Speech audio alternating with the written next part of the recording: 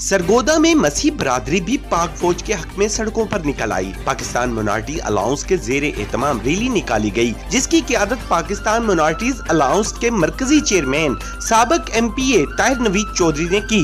Rally के शिरका ने फौज के हक में नारे लगाए। पाक फौज जिंदाबाद, पाक फौज जिंदाबाद, पाक फौज जिंदाबाद, पाक फौज जिंदाबाद। ये जो सोनी धरती है, इसके पीछे रखी है। ये जो सोनी धरती है, इसके पीछे रखी है। रैली के शिरका क्लब चौक में शहदा की यादगार पर पहुंचे, जहां उन्होंने यादगार पर फूल चढ़ाए और शमा रोशन की। रैली के शिरका का कहना था कि यादगार शहदा और फौजी अदारों पर हमले अफसोसनाक हैं, जिसकी जितनी मजम्मत की जाए कम है।